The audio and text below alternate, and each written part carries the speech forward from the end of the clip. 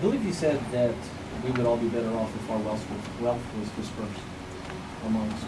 No, I never said Did that. you say? Can you clarify that again?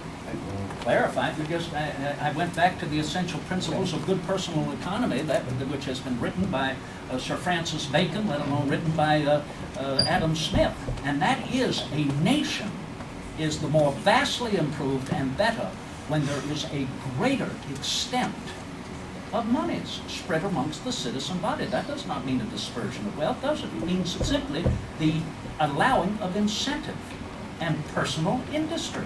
Can you explain? To be protected and defended by whom, sir? Stock jobbers and speculators? We have already seen that, have we not? No, to be protected and defended as an inherent right, and that under the law. And under the administration of the law by government. The only purpose, or only duty of government and its laws is simply to protect us from injury by one another. That's all. Otherwise, keep us free to engage our own industry and our own improvement. That was the direction of my question. I wanted to know what you thought government's role in that purpose. That is its role. But certainly not in favor, I do not believe that government should be in favor of what we witnessed before the American Revolution began, and that was the support of the government of Great Britain for monopoly in mercantilism. And that is why I objected to General Hamilton and his schemes, particularly the scheme of a national bank, sir. In a bill so complicated before Congress, as I said, I doubt he even understood it. But it wasn't a matter that he might understand it or anyone else might understand it. It was a matter in his eyes and the eyes of his coterie to do what? Sell it. Simply sell it. Sell this idea. And who were the only ones who could afford to buy it? There's the point.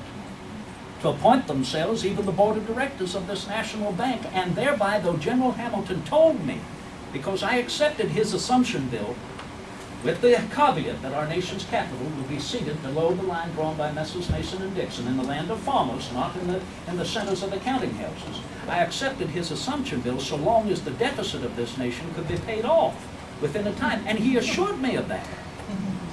I thought I was wiser, but I took his word as his honor. Never realized that he and his coterie never had an intention to pay that off. Do you know why?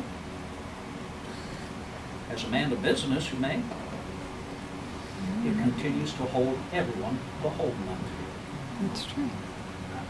And that is why Monsieur Albert Gallatin, one of the most brilliant minds of finance, we are fortunate to have come here as a citizen of our nation from a long family of Swiss bankers, has sought to retaliate in the face of Hamiltonian mercantilism and public finance, and retaliate with simply printing in weekly columns in the newspapers good personal economy, so that our American families can understand that the economy of our government will only be handled in the way that the economy of our personal homes is handled.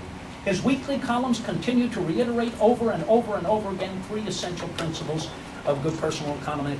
Firstly, take care of your pennies, and your dollars will take care of themselves. Never spend money before you have it, particularly when you realize you will never have it. And thirdly, do not purchase something simply because it is cheap. So long as you attend to those three principles of good personal economy, when other schemes go bubble, you will remain solid. Now then, is that the first time you all have heard it? Citizens, I thank you again for the opportunity we can meet here in these trying times, which, as the pamphleteer said, try men's souls. Let us continue to place our soul in the soul of our fellow man, and that can, I assure you, will hold this union together. I remain your humble and obedient servant, Thomas Jefferson. Godspeed.